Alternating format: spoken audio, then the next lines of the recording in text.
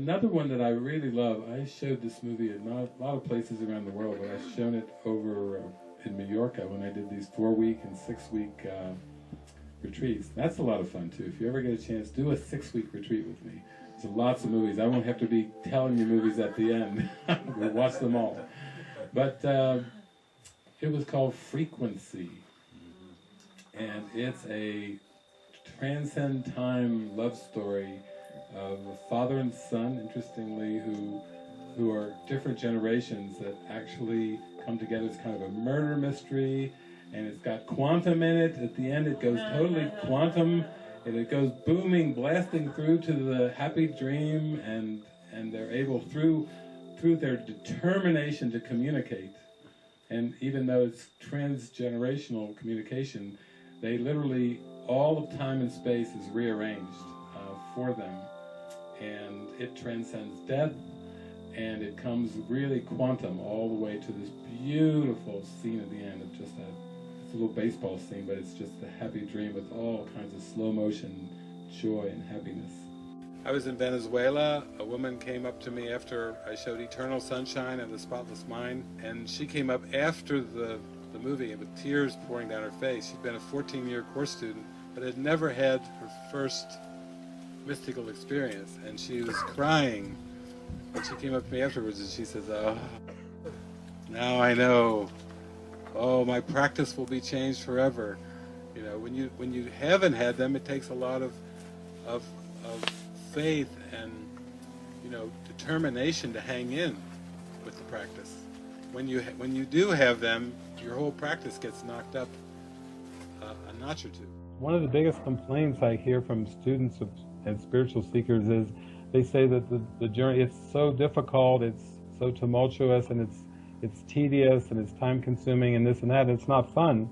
So I say, well, what if you could use movies in a way that would be not entertainment, but would really be insightful, like major insightful. Yeah. So what I did was I took this Movie Watcher's Guide to Enlightenment that the Spirit gave me, I put it online, and then there's an emotional index. So if you're dealing with jealousy or competition or guilt or shame or whatever, you go to the emotional index, and then it points you to the movies that you can go and watch, stream, or download, and it helps pop through your issues. It is becoming more common where people have mystical experiences with me in my movie gatherings. More so than meditation or talks or anything else. I totally get into the joy and the glee of it when I'm showing a really super deep metaphysical movie, and I'm there just in the glee of it, and the Spirit's ripping through me. If you ever find yourself on a desert island and you only have one movie left that you can request, it comes floating up on shore. Make sure you watch, for those of you, since we only have so many nights a week, make sure you watch Solaris with George Clooney. And this movie, I mean, Solaris is, solar is really light is, which is really a way of saying God is. That's really what the movie's about. And to just give you a brief thing, it's like the law of what as you sow, so shall you reap, and karma, and what you give is what you get. It's basically, as you get close to this planet Solaris, then all of your thoughts become manifest. So like on Earth time, everything is kind of slow. Everything keeps coming around again, like the Carly Simon song, but it seems to take a lot of time. And it can seem to take a long time, but these patterns repeat in very slow ways. You get to face these same patterns over and over very slowly. With Solaris, everything speeds up. And so the George Clooney character, which is interesting, his name is Chris, which is one letter short of Christ, has got to go through his ultimate forgiveness lesson and learn how to forgive the whole cosmos, and he does.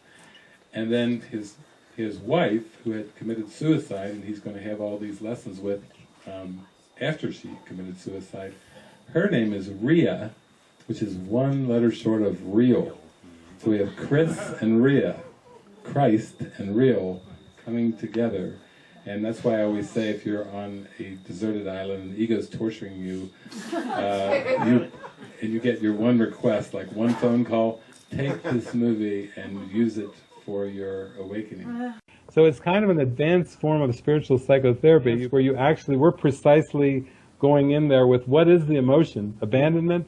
Okay, here's your index of movies to watch to help you release your abandonment. Because we know it works. We get a movie and we feel so much lighter, and we go, what just happened? How do I feel so much better at the end of this movie? And it's spirit working with it.